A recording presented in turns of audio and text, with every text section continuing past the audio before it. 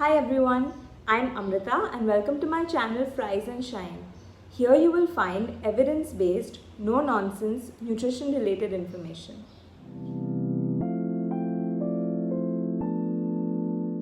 While we're all under lockdown, many of us have been unable to buy vegetables and fruits as frequently and as easily as we normally do.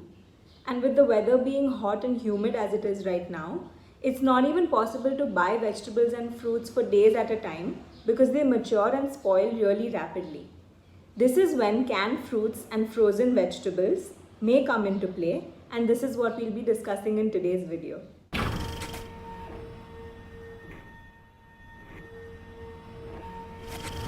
Today, I'll be debunking and demystifying canned and frozen produce. Are these fruits and vegetables bad for you? Are these products less nutritious than their fresh counterparts? So to answer this question, no.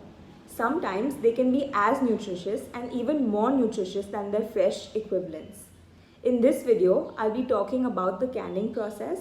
I'll be talking about how canned food is nutritionally different than fresh food. And finally, we'll discuss how you can include canned and frozen products as part of your well-balanced diet. So let's start by discussing how canned foods are made. Canned fruits and vegetables are normally packaged within a couple hours of being picked. But between the picking and the canning, there are a few steps that these foods go through. So let's look at each of these. The first step is processing. In this step, produce is washed, cut, peeled, cubed, chopped. Basically, it's made to look like the final form in which is to be eaten. Some fruits and vegetables are even blanched before they are canned.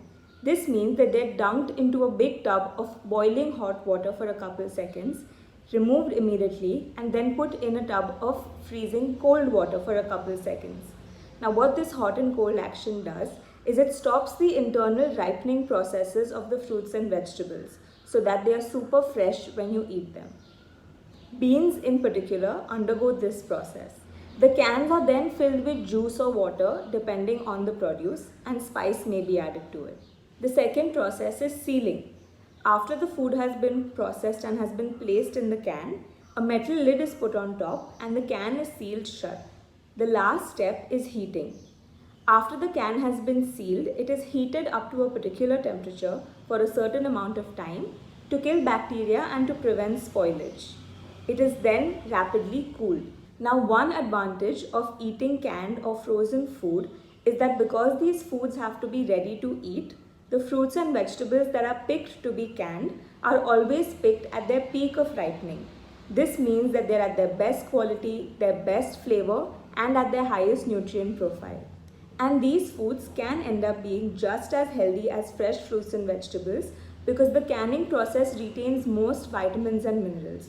So your quantities of fats, proteins, carbohydrates, and fat-soluble vitamins remains almost unchanged between fresh produce and canned and frozen produce. What does differ between the two though is the presence of vitamin C and certain B vitamins. So canned foods generally lack these because there is a heating element in the canning process and the heat destroys these vitamins. It's absolutely possible though to pair this canned food with other food that will give you the missing vitamins and make it a complete meal. On the flip side, the canning process can actually increase the antioxidant properties of some foods. For example, canned tomatoes are higher in antioxidants than fresh tomatoes.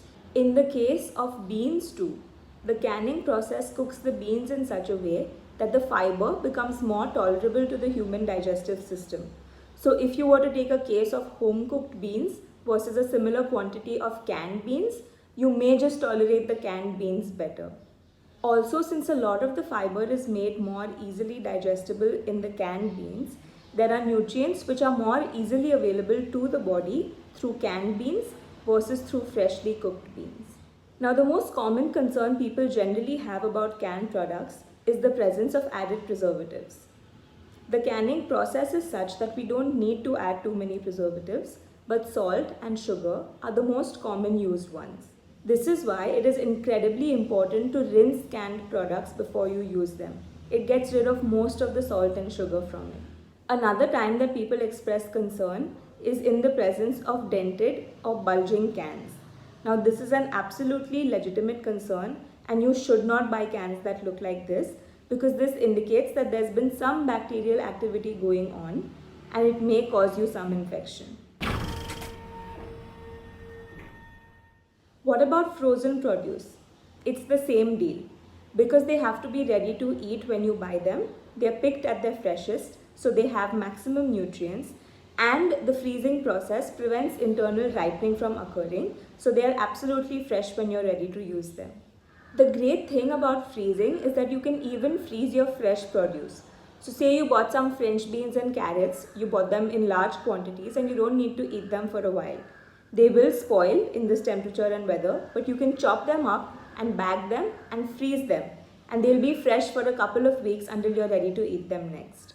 While we may not want to make a habit of eating canned or frozen produce, in this quarantine time of limited availability, it is a great, easy, safe option to access fruits and vegetables for their nutritional value. These can be used as one ingredient in a meal, like frozen peas, or it can be used as the whole meal, like baked beans. Canned and frozen produce can form part of a balanced diet, so if you do have access to these, please feel free to use them in a stress-free manner.